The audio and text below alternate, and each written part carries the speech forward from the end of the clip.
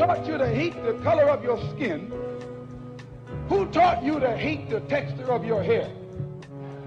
Who taught you to hate the shape of your nose and the shape of your lips? Who taught you to hate yourself from the top of your head to the soles of your feet? Who taught you to hate your own kind? Who taught you to hate the race that you belong to? So much so that you don't want to be around each other. No, before you come asking Mr. Muhammad, does he teach hate? You should ask yourself, who taught you to hate being what God gave you? Most of us blacks, or Negroes as he called us, really thought we were free without being aware that in our subconscious, all those chains we thought had been struck off were still there. And there were many ways where what really motivated us was our desire to be loved by the white man. Malcolm meant to lance that sense of inferiority. He knew it would be painful. He knew that people could kill you because of it, but he dared to take that risk.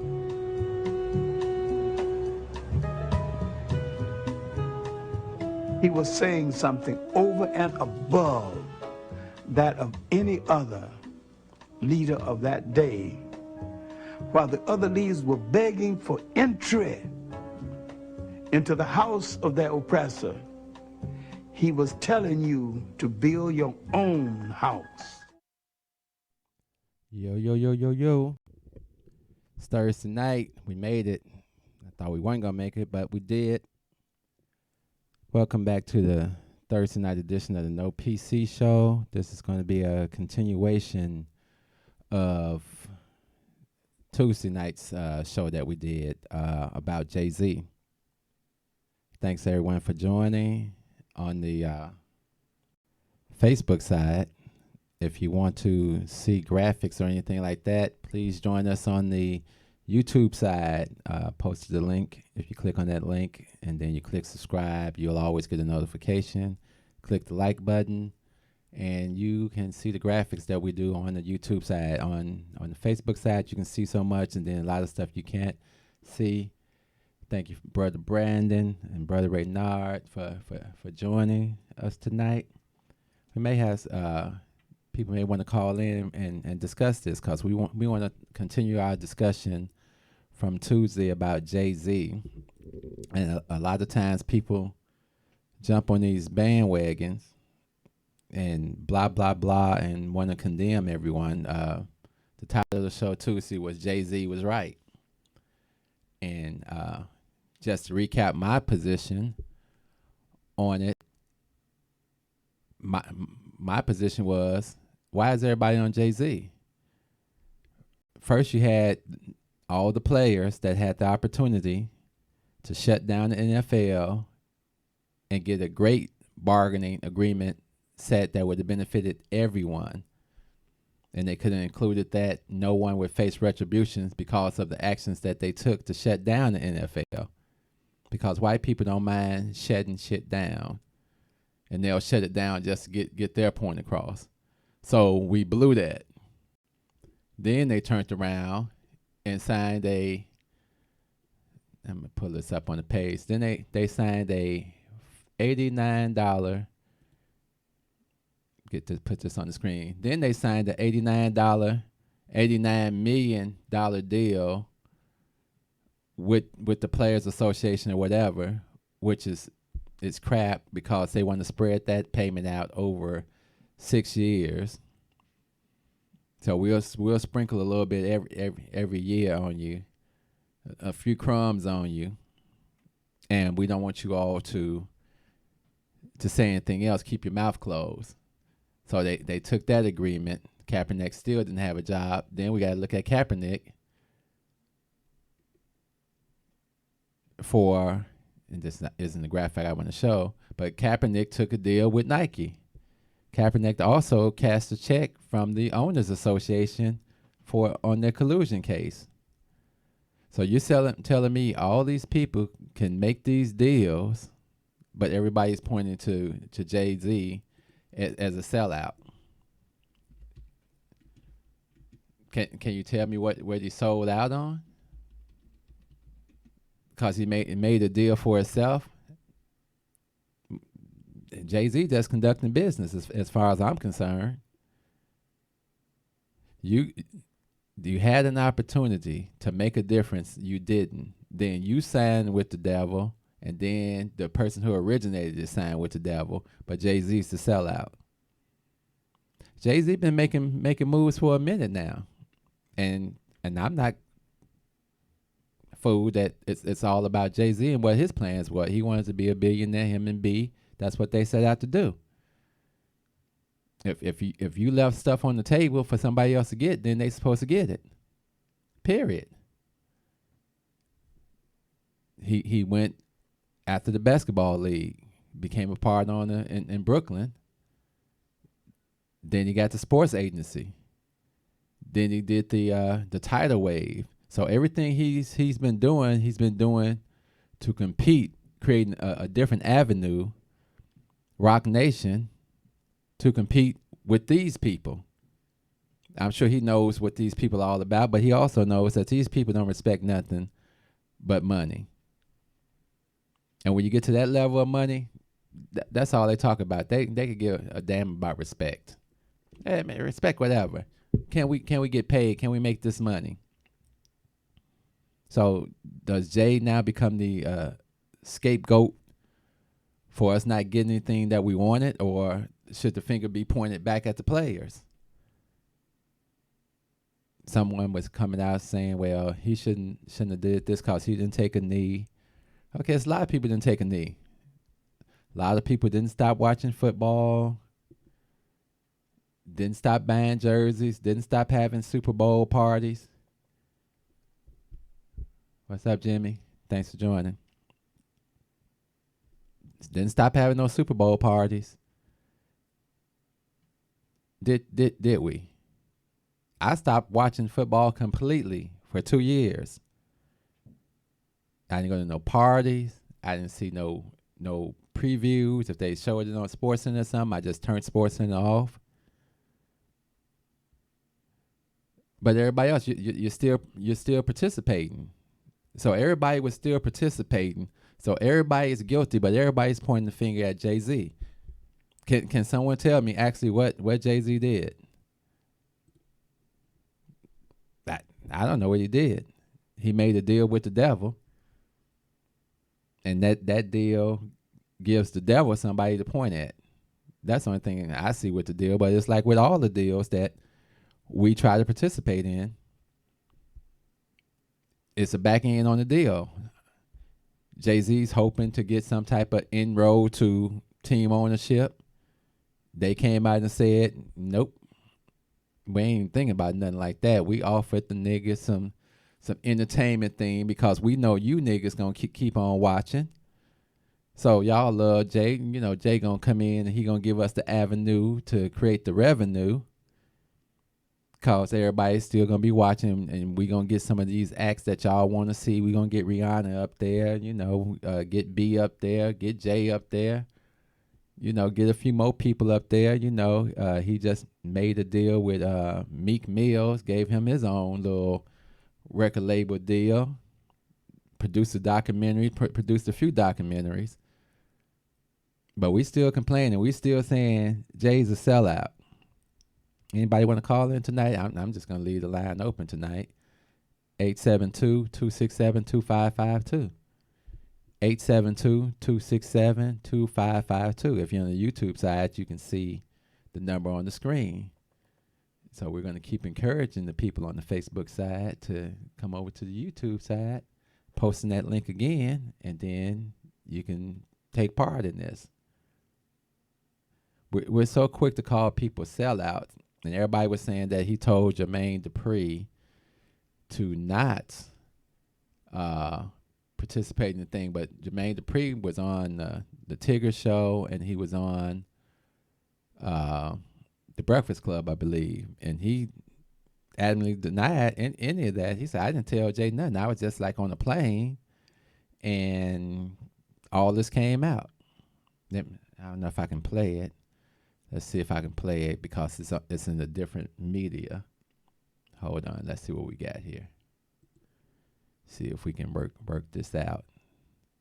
Do all my little web capturing. Because we playing around. We got to switch over to the new system eventually.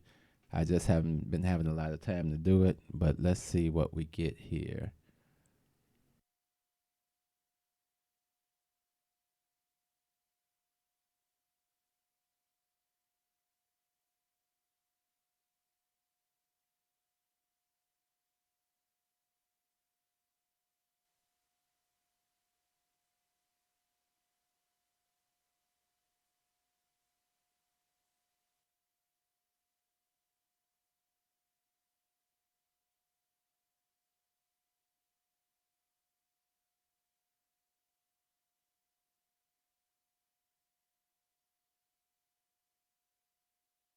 He said he didn't. Him and Jay didn't have that conversation. Jay didn't tell him to bow down or any of that. But let the reports tell it. What's up, Harv? Thanks for joining. But let the reports tell it. He told Jermaine to do this. Now the conversation continued on, where they did have a discussion because Jermaine, the priest said at first he wasn't going to say anything, but he saw all the heat that's kept coming out. So he felt obligated to come out and speak up and let everybody know what it was. And him and Jay had that conversation. And Jay told him, well, you know what type of moves I'm making. You know how the industry is, how we got to do things. And we all know how the industry is. They not giving anybody nothing. If we didn't learn nothing from Donald Sterling when he owned the Clippers, and he said, I don't really want these niggas around. They make me money. He says, but we feed them, we give them cars, we give them money, and we give them a life, and they blow it. They spend it on women. They spend it on drugs. They spend it on lavish things. They don't save it. That's basically what he said. I don't want these niggas around unless they jumping, flipping, running. Let us entertain you. That's what it comes down to. So Jaden signed the entertainment contract. Okay, y'all want to be entertained. How much money can we get on that? What that song say? Can I get a what? Right. So he a businessman because you catch him where in his business, man, making what? Business deals. Everybody blew the opportunity to make the business deal. If 3 people drop the ball and you pick the ball up and run it in, how are you the sellout? How are you the failure? You got what was left on the table. And everybody else got nothing that was on the table because you didn't come to the table. We talked about having courage. You can't do anything in life without courage. Period. I was talking to a young man today in my shop. That's RPC Computing, 1741 East 71st Street, Chicago, Illinois, 773-966-4457. For all your computing needs, we also have print services. Check us out Monday through Saturday, 7 a.m. to 6:30 p.m., except Wednesdays, which is 9 to 5, and Saturdays, which is 9 to 1. Got that out the way, but I always got to throw that in on the show. And maybe I understand the dynamics of the world, and a lot of times we try to live vicariously through these other people, and it makes no sense. Yeah, I used to love Lynn Swan and all these people back in the day. I love playing football. I love watching football. Same with basketball. But at what point does your love for something have to give way to your moral, conscious existence? I use a quote all the time from Mr. Chan, where he says, black people are the only people that will fight to remain under their oppressor. And that's why they don't respect you. You could have got all the respect in the world if on opening day that kickoff took off and every black person around the league just sat down. Yeah, there would have been some screaming and crying, and we're gonna get you, and blah blah blah, and all this, and you would have had every camera in the world focused on that. What if they all took a knee? What if they all put their fist up? What if they showed some solidarity and shut it down and said, until you funky so-and-sos come to the table, we won't play? Now, mind you, you know who you're dealing with. They'll still try to push it with just the white people. They'll try to get some other nationalities and try to put that thing right on TV, but who's going to watch it? 65% of the NFL is black. Over 80% of the NBA is black. You got the numbers, but you still scared to protest. I don't want to lose my millions. You're not going to lose millions when part of the agreement is we come back, we do that work. This is what we want. This is what we want. This is what we want. And there's no retributions for anybody. They want to make that money. Like I said, that's who they respect. They don't respect God. They respect money. And so to keep that money going, that first day, NFL makes billions of dollars. You done shut the damn thing down and cost us billions of dollars. Y'all got 1 week to get it together. By next Sunday, they would have worked out all the details and got it on, because they don't want to lose another billion and another billion and another billion. That's what winning looks like. We so used to losing, we don't know what winning looks like.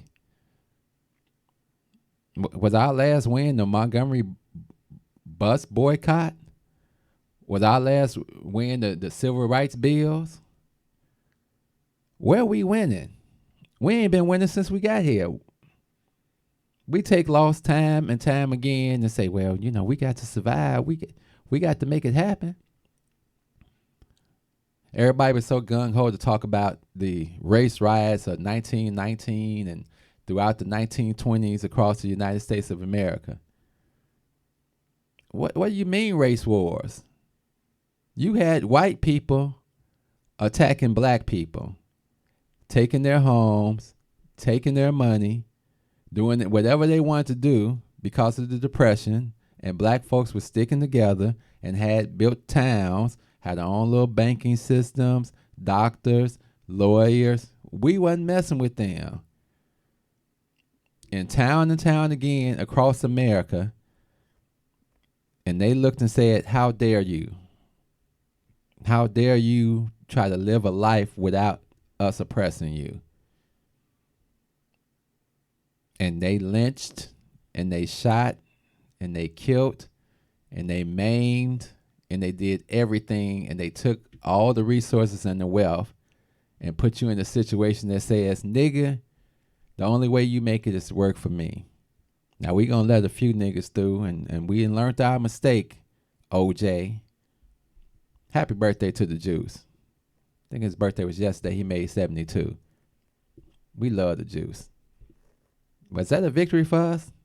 Hey, I was cheering more so that somebody skirted the system and shoved it in their face like they do to us. Then, of course, he got locked up on some dumb stuff, because when you speak up, nigga, when you do something, we is waiting to get you.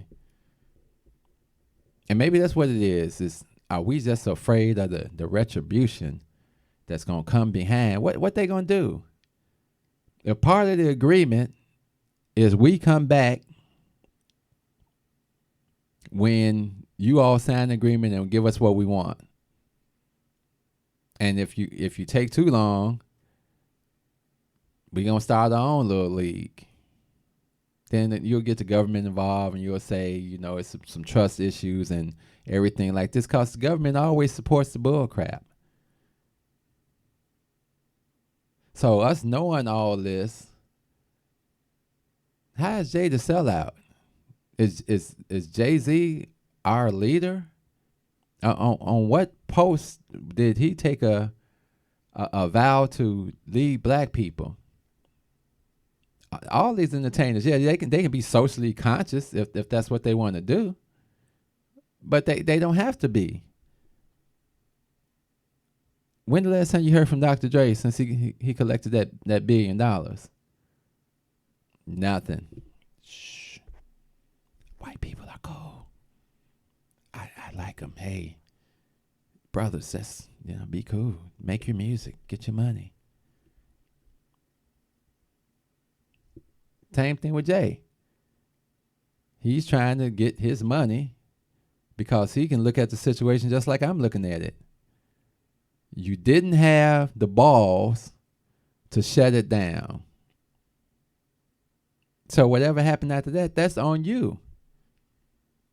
Cap, you took the money, you got the check. That's what you were aiming for.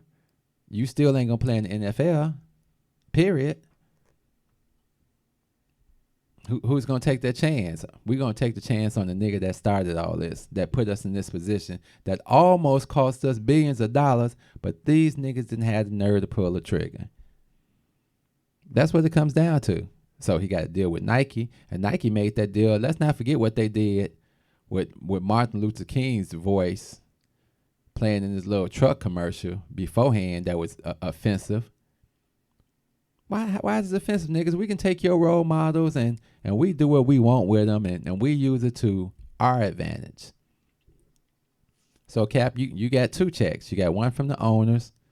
We're not admitting that we did anything. We just going to write this check so we can get on with the game. Nike, we not trying to make up to y'all, but, let's do something positive. Let us extend a few crumbs to you all and make y'all happy. Jay gonna provide the entertainment. Y'all can continue to watch us and watch your kids continue to be farmed and put into the system. I was tempted to go ahead and go back to watching the football since Kaepernick got his check, but now I'm rethinking that whole thing because who was that? The guy, I don't know if it was Jim Ross or somebody, and he came on and said the protest meant nothing. We didn't lose any money. Had no effect at all on our bottom line.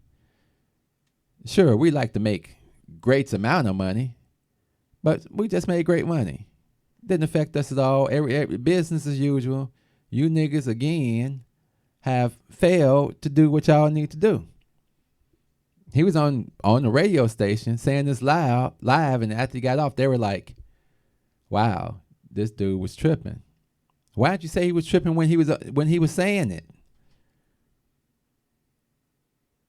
Scared to say something to power. I told the story about when I was working in corporate America. This is about a year ago when I left them. Everybody can say congratulations to me. This makes my official 1 year of being in business for myself. So I told the story of a situation at my job, which my boss failed to respond to a situation for a period of 4 days. A managing partner came to me and he was like, where's this guy at, man? I'm calling him. He's not responding to my calls. I called him one day. Then I called him another day. Mind you, this is a managing partner of the firm. When they call, you're supposed to immediately respond. So after a couple of days, he runs into me, and then he's like, I got to work. I'm not able to work. I'm not able to do anything. So boom, I jump into action, make a situation where he can get his work done until the boss decides to call him back, which took a period of 4 days in total. But this boss has the nerve to come to me with some yah-yah. Let me talk to you. Okay, what's the problem? That situation, I think you could have handled that different. I said, don't even try it. You're the boss. This is a managing partner. You ignored his calls for 4 days. It doesn't make a difference what I did to take care of it. You're not about to drop this on me. Well, I felt you could have handled it differently, and I felt that you could handle it differently. But instead of handling it the way you're supposed to handle it, here you are trying to put some blame on me. What you gonna do? You gonna fire me? You gonna write me up? Because bottom line is, whatever you put in on that piece of paper, that's going to your boss. So you can expose yourself for your bull crap. Well, you know, I'm just done with this conversation. Exactly. You're done with the conversation. Was I worried about getting fired? No. I had been trying to. I wasn't worried about these people. And that's our problem. As long as you're going to stay fearful and bow down, the bully will always take your money. He will always take your stuff until you nut up, stand up, and say, hell no. And we have failed to do that as a group in this country. That's why every other group disrespects us, has no respect for us, and only takes advantage of the stuff that these other people put them in position to take advantage of. So what are we going to do? Are we watching football this season? I haven't watched any of the preseason. I didn't pretty much forgot who's on what team, what trades have been made, all this type of stuff. It had become an offense to me. But I guess if ain't nobody else protesting, if everybody else all gung-ho, shit, I might as well watch the game too. Because I gave up doing something I love for the people I love. At least that's what I thought I was doing. But people may look at this video and say, "You a sellout, Rick. How dare you not watch the game and make a deal, not with the NFL, but make a deal with yourself and your people, that if we stand together, I will stand with us, and we all can protest and miss a few games and get some real gains in life." Like I said, I don't know if anybody wanted to call in on this crap. I'm done. I'm off my soapbox. 872-267-2552. That's 872-267-2552. I'm sorry, I was trying to see who it is. Lydia, comfortable with being house slaves. That's basically what it is. I mean, we comfortable with it. This is what we do. I tell everybody about financial equity. I tell everybody about how you are managed into poverty. These are not things by accident. Your destruction has been orchestrated by this country. Your president, for all the stuff you think he does, go out and look up the 10 things that he put in the things he was going to do for black people. And when you get down to about number 8 or 9, you'll see how he tried to slide some other little slick bill through and put all that money into that section of the bill and say, look, we gave you niggas something when all you really did is screw us and put something else through that you wanted through. But I'm still waiting on the Obama supporters too. And I really ain't got nothing against Obama, but he was in office for 8 years and we got no closer to even having a discussion about the HR 40 because he was worried about image and what it was to be the first black president. Yeah, that was important the first 4 years. After that, it wasn't important. It was important to get us something. So everybody wants to yell about this Obama library, and I'm still against it because I was in a meeting with the white people, and they were sitting there dividing the pie and making conversation about what they're not going to do for us, how they going to come into the area, how they going to take over the area, and they doing it. South Shore in the next few years will be probably 50-50 white. It will be an extension of Hyde Park. They will own most of the property over there because they're already there, buying the property, pushing the Negroes out. We ain't got no money to stop them, but we all supporting this Obama center. Where Obama at? Where he at?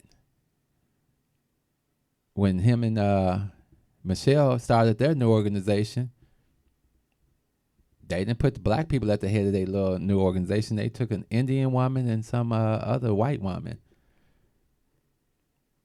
because they made deals. Successful black people make deals with the enemy. They make deals with the white people. I'm not making this stuff up. This is stuff you can look up at any point in time in your life. We just present our view here on the No PC show. The PC stands for political correctness. So we just here doing nonsense. Someone made a comment to me about if it was their husband, they would not want their husband to protest because why risk all those millions? Why risk your life? That's like saying I don't want my husband to jump in and save our baby. It's the same statement. When you do stuff and when you actively protest, you're doing it for the future generation of your children. And we have to start teaching our children what it means to be actively present in who we are as a people, or who we were as a people, because we aren't who we say we are. And we get caught up in a whole bunch of different things, and we're such a fractured group to everyone, even to the Africans. We're fractured. We don't know who we are. We don't know how to fight. We don't know why we should be fighting.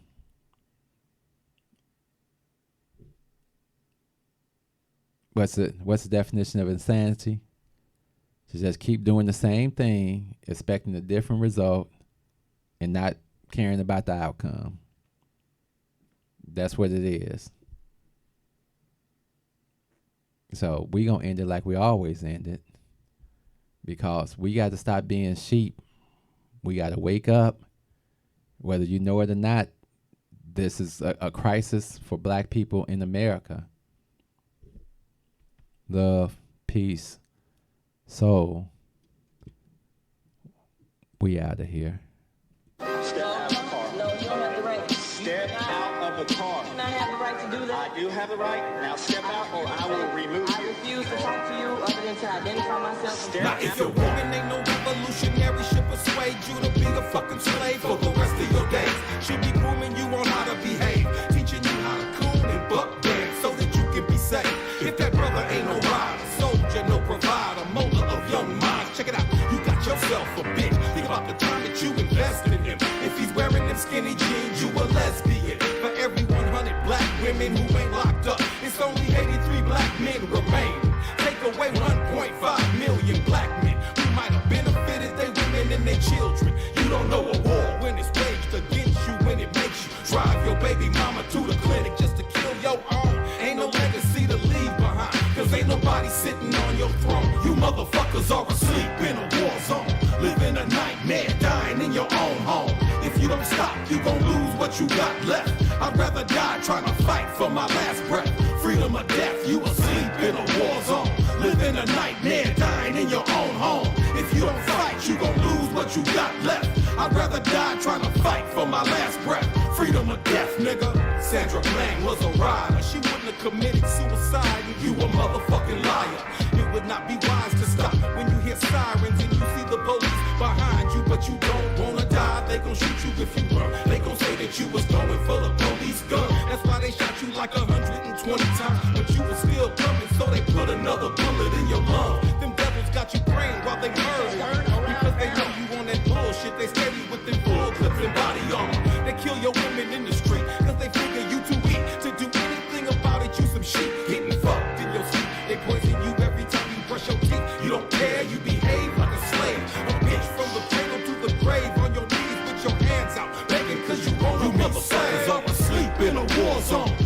a nightmare, dying in your own home. If you don't stop, you gon' lose what you got left. I'd rather die trying to fight for my last breath. Freedom or death, you asleep in a war zone. Living a nightmare, dying in your own home. If you don't fight, you gon' lose what you got left. I'd rather die trying to fight for my last breath. Freedom or death, nigga. Freedom or death, nigga. Fuck that. Freedom or death, nigga. If you just listen, Freedom or death, nigga. Freedom or death, nigga. Freedom or death, nigga.